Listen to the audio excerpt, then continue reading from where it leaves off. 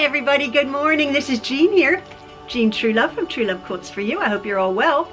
Beginning of a new month. I believe it's July the 1st. I'm just recording this because I was just going over my my comments from my last video I put up. This is going to be a little bit of a question and answer, and I have a little tiny story at the end that relates to a email that I had received, a personal email that I had received with a question. So this is a Q&A. Now Maxwell was just saying, you should do it live. I don't know what that is. And I said, what if I think I've addressed this before. What if I don't want to answer the question? He said, I would have control, or he would have control over the questions. You can stop them or something. If somebody asks me a horrible question, I'm not answering them. But he says, you can choose your answers. So I might do that with Jen, my friend. As you know, Jen is my dearest oldest friend, or I'm the oldest friend and she's the young friend. I just saw her yesterday. Oh, it was so lovely. I'll put up a picture here of my Jen and I. We, Ian and Maxwell and I have attended the first day of our convention that you know that we have for Jehovah's Witnesses. And we went last Saturday and Sunday to another venue to break it up for Maxwell because it's a long day. This one was down, or it is. This today. One is yesterday, Friday, today, Saturday, and tomorrow, Sunday. So if you're near the Leah Coors Center in Temple University in Philadelphia, there was about 5,000 people yesterday at the sessions. It was lovely. So there's the picture of Jen and I, and then our daughter Malia. I'll put up some other pictures of our daughter, and then our son. Quite a few, I think about 5 of our kids were there with their families. It was really quite lovely. But again, getting back to my question and answer sort of thing that I'm going to be doing, the last video I put up was of us visiting the home that we used to live in. I got quite a few questions about that, and I thought, well, I'm going to take a minute to just answer some of your queries.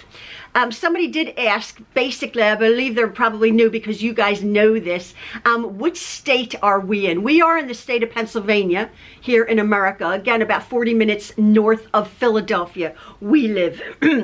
Now, again, as you know, the house was flooded, a catastrophic flood, and my son and his wife and their team are raising the home. Now, the original plans for the home was to have the house that is existing, that we used to live in, 2,400 square foot of a lovely home up in the air, and the bottom was to be garages and storage. Well, that has changed, but if you remember, I said there's 2 phases of this project, and this comes to another question. Oh, the home will be rented, or will our son live in it? The answer at this moment, it could change, is the upper floor where our house was in the upstairs, 4 bedrooms, 2.5 baths, kitchen, dining, living, and family room will be rented for probably a year. The phase 2 of the project will be after the renters and after finances and after planning and everything, that maybe the garages and the downstairs whole 2,400 square foot will become living, kitchen, dining, living, a family, and then as I was saying, he's building another 2-car garage. So the house will end up at the end of the day, whenever that is, as a very large, almost 5,000 square foot single family home. If he can get a variance for building another barn and or garages out back to his business, maybe he would, my son and daughter and their 4 children will move back to the property. They lived there for 3 years when it was a little rancher, as you know. So hopefully that clears that up. If they will be living there, yes, they will be renting the top floor. That's a given. While they're working on the phase 2, there will be obviously a separate staircase into the top for the renters. Somebody had said, they were concerned, or not concerned, so sweetly. The last video I put up was a clip of me finding I had found them last week of me finding my picture frames, precious picture frames in a large tub, a waterlogged tub. We haven't, that water has been in there for 2 years almost. We haven't tipped it out, and our pictures were ruined. But somebody said, could I salvage the frames? Because I had some really quite decent frames, actually, now that I think about it. Could I salvage the frames and perhaps repaint them? And the red oval, I was thinking about that, like a red oval wooden stand with a lovely picture that we had. I think we will, the next time we go over, get them out of the tub, empty the water out, see what can be salvaged. There are, if you've noticed around the property in that last video, there's a ton of our old patio furniture, and actually there's the red, 2 videos ago I had painted a red bench that's in the back. It's all horrible and everything, and so many of our red Adirondack chairs got washed away. And people have been saying it's so nice for us to be able to revisit that property, having endured such a terrible, dramatic trauma of a hurricane and a flood, and a tornado. And as I was saying, and as I was going through the home, I was wistful, but I wasn't yearning, and I wasn't traumatic. And we daren't take Maxwell for the last perhaps year or so because it was traumatic, but we have moved on. I really want to assure you of that. We don't want to live in that property. Again, I'm reiterating this. And we've moved on to our lovely home here, as you know. We're so comfortable. We're so blessed. But having said that, when there is a storm brewing, I particularly, in our safe on top of a hill, never flooded the basement in 112 years. Home here, solid, lovely, stone-built home, which has weathered 112 years of storms. When there is a storm, I panic slightly. Maxwell and Ian do everything in their power to calm me down. I suppose it's like a PTSD. Quite a few days ago, maybe last week, we had look it up, the Pennsylvania, Delaware Valley area had a thunder lightning storm like no one's business. It was horrific. So Ian, we went into our front room here, which we have pocket doors. I can slot the pocket doors shut on each side, and then a blind in the front window, we have a large porch out front. So we are protected in that room there, where we don't see anything from what's going on, i.e. the lightning that was so very frightening, and then the thunder, of course, which is the sound of lightning, which just rattled us. And then it passed of an evening time, and then about 3 in the morning, we nearly fell out of bed. And we just prayed and just for calm. I'm the worst. Maxwell is such a darling. He is trying to calm me down. But what happened on April the 1st of this past year, I remember it because it was April Fool's Day. We had a weather alert that morning about a storm coming, and we had planned on having our daughter-in-law and our son, number 7 son, Francois, and our daughter-in-law, Brianna, with baby Stella, and her mom and dad, Jack and Cheryl, to come for lunch around 2 o'clock, 3 o'clock. Well, it was terrible in the morning, but by about 1:32, it cleared up. It was beautiful. They came, they're about an hour away. They live in New Jersey, right across the bridge. They came, we had such a wonderful time. It was absolutely awesome. They came, we ate, and we were sitting on the front porch. Well, it was, I think if you look it up, April 1st, the storm in our area, it was, the sky was getting black, and all of a sudden, I mean, the wind started picking up. They quickly left, because we dialed up the storm. We had gotten a warning for tornadoes and hurricane winds. They quickly left. Ian is encouraging, like, please just go. They did have a fairly dramatic drive back over the bridges in Philadelphia to get to New Jersey, but they were safe. But the weather, the lightning and the thunder and the rain just was lashing just out of the blue, because it had been terrible. It cleared up beautifully, and then it was terrible. And there were 5 tornadoes that touched down about 10-15 miles from us. Too close for comfort. We didn't get the brunt of the storm. A little bit west, or a little bit east and north of us did. But the point I'm coming to is I was a basket case. And our dear Maxwell and Ian were trying to, like, calm me down. But at that moment, it was pretty much the first storm that hit our home here. We now have a plan in place to go in the room or the basement, which is a concrete basement, and we have chairs down there. We have a fridge. We have emergency, electrics and everything. We have food if anything untoward happens, because we've been through a natural disaster.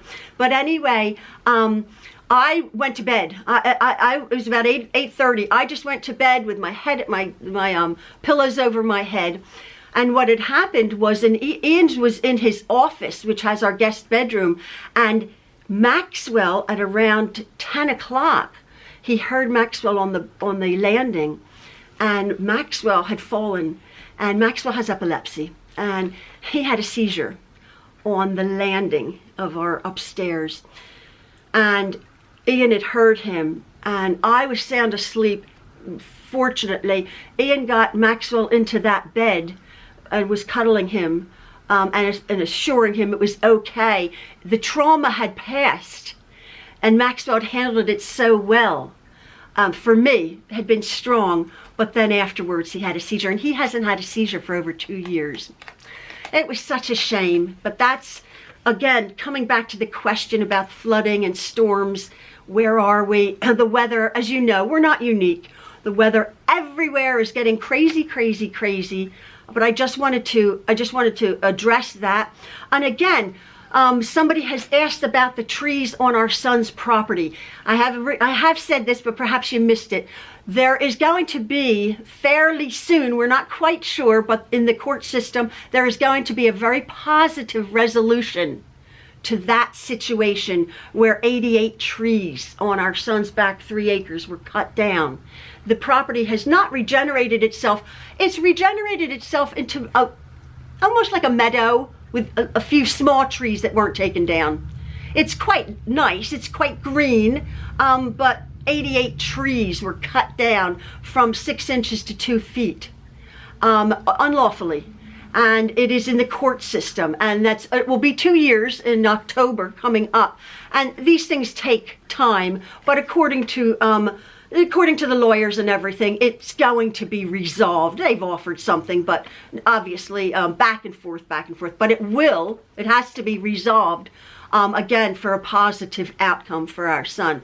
Now, just one other small little story I have, a true love story, which again, I was finding when I was going through my pictures. I guess I'm reminiscing. It's too hot to sew, and I will get back to my sewing. Please trust me on that. But right now, I was just going over some things. We've been very busy with the convention and whatever, but I was just I thought this was an interesting relating to the last video I put up about our sons and our daughter. Our children are extremely, as you know, I don't mean to be bragging, but what it is, they're extremely talented in their given trade. And again, I was saying our kids we have drywallers and joiners and carpenters and electricians and HVAC and plumbers and any insurance matter. I mean, they can build anything, right? Which they do, as you know. But what had happened was our 3 older children, Luke, Justin, Jordan, who are now almost 40, 41, 40, and 38, they wanted to be homeschooled. Our oldest son wanted to be homeschooled, coming out of the very good schooling system, elementary school, middle school, high school, how many years ago, 25 years ago, whatever. So we said, okay, we'll homeschool you. We had, I don't know, eight children at the time. We weren't all into it, but that's what they wanted.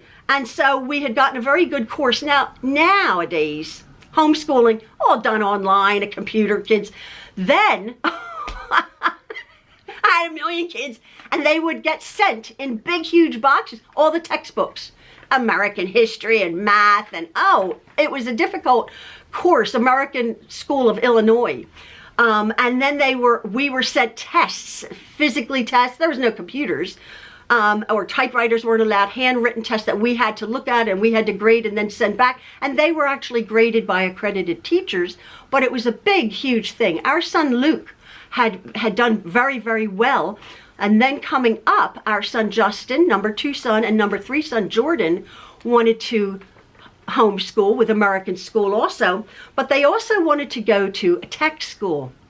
This was just interesting, and I'm just going to I have the newspaper cutting.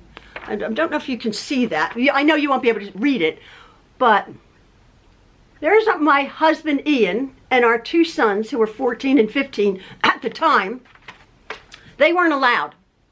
They were not allowed to attend tech school, technical school, a trade school, to learn a trade and stay in their homeschooling course. The district would not allow them. So they would miss out on going to tech school. Though our oldest son didn't go to tech school, but our subsequent 9 children have gone to tech school to learn a trade. Our son, Luke, our older son, he just went into the building business himself. He's a master carpenter. He's very, very clever with his own business. But we didn't encourage, again, as I was saying, we didn't encourage our children to go to college. My husband was a university, he has a whole bunch of letters behind his name, a university architectural engineering degrees. I was almost a high school dropout. I hated school. So I'm like, yeah, we'll homeschool you, right? So in between my husband, who's all about education, and me, who's all about having fun, we honed in on having a homeschooling program, but going to a tech school, which the tech school we had near us, Middle Bucks Institute of Technology, was an awesome, awesome school. The policy, I'm reading it from here, because it was very little. The policy keeps homeschooled students from classes at Technology Institute. The Centennial School District, which it was, has a policy of excluding homeschool students from enrolling in classes at vocational schools and for participating in extracurricular activities in the district. So they weren't allowed. So, okay, you can homeschool, but that's it. That's it. So in August, Ian Truelove's 2 sons, Justin and Jordan, who were about to enter the 10th grade at William Tennant High School, asked him if they could enroll in a homeschool program. Truelove's oldest son, Luke, had been homeschooled at the family's Ivy Land residence for more than 2 years, and Truelove was supportive of his other son's requests. But now Truelove, Ian, finds himself in a difficult situation if he enrolls Justin and Jordan in a homeschool program sponsored by the American School of Illinois. If he takes them out of William Tennant High School, they will be forced to leave a computer technology class at the vocational school, which he says they needed to take. They did computers, CAD, architectural drawing, and building carpentry. Truelove just recently gained approval to put his sons into a class in the Middle Bucks Institute of Technology to fill the last 2 open slots. So he had went to the tech school and asked if our children could take their courses there, but they said, yes, you can, but we have to have approval from their home school. Well, we didn't have it. They weren't allowed. So, I mean, they would have had to have approval from their home school, which was William Tennant High School, Centennial School District. So Ian Truelove says, I'm in a catch-22 position. They tell me if I want to homeschool my boys, they won't be able to take the class or participate in other school functions. What Truelove is facing is the Centennial School District's policy of excluding homeschool students, blah, blah, blah, blah, blah. This is not the same policy that is in place in other school districts, including Central Bucks and Council Rock districts. In other districts, students are permitted to take classes at technical schools to participate in their homeschooling event and to take buses to technical school for classes. Truelove was at the Centennial School Board September 4th meeting, along with some other parents whose children are homeschooled, to ask the school board to change the district's homeschool policy. And again, another resident of Warminster says, I think this is something owed to the taxpayers. Parents who homeschooled their children never received a credit because we weren't a burden on the school district. School taxes? Truelove was told by school board members that the district's policy on homeschooling was in place, and that was it. Anyway, the upshot of this was the president, so-and-so, and so. The good news is the policy is under review. And blah, blah, blah. It would take place the next meeting on September 23rd. Beyond that, Truelove was told later that a policy change could take at least 6 weeks. He was waiting at this point to see his sons are still enrolled in William Tennant, hoping that they soon can be homeschooled and go to tech school. The upshot of this whole article was, and the whole situation, that our husband had taken sort of to court, taken the school district, is he won. They won. The Centennial School District changed their school policy to the delight of other homeschooling parents. Anyway, he got in the papers. Oh, it's a nice picture of Ian. Although the camera's sort of coming up, he should have come down. And our dear boys. I'll sort of try to put a picture up. There's Justin and Jordan. Justin now has 4 kids. Jordan has 3. They own their own businesses, and they've been very successful without a college degree. Not that we're against going to college or anything like that, but for our family to be in the trade, I think that was the question. Why didn't we send our children to college? Anyway, I just wanted to one more question. This is a little bit all over the place. Do I have any red in the house here? Our kitchen has red and white gingham. It has red and white gingham, and I have red pans, and I have red accessories and canisters. We did inherit, when we moved here, these pale yellow walls and other yellow walls, which were sort of, I guess, for the period of 100 years ago, because a lot of people had these yellow goldish walls, which again, as I've addressed before, we didn't love them, but we love them now. But I had red everywhere, and we do have my red cushions, which have survived 8 years of partying. We have all of our red cushions on the porch. I have red accessories everywhere. So yes, we do have red in this house. I just love it. My favorite color, as you know. Anyway, this is going on a bit too long. I just wanted to, say hello to you. I will be back sewing Truelove story time. If you want something done, my husband will get it done for you. He'll tackle them. I think it's because all of this, the women teachers were like, oh, he speaks so lovely. They were charmed by this English guy. They had no choice. I always get that so much. We laugh so much. Like, oh, I could listen to your husband, or I could listen to your father all day talking. We're like, what does he sound like? It's funny that. But that's just another little Truelove story. Anyway, have a lovely time, everybody, and love from the Trueloves. Thanks for watching me. Bye.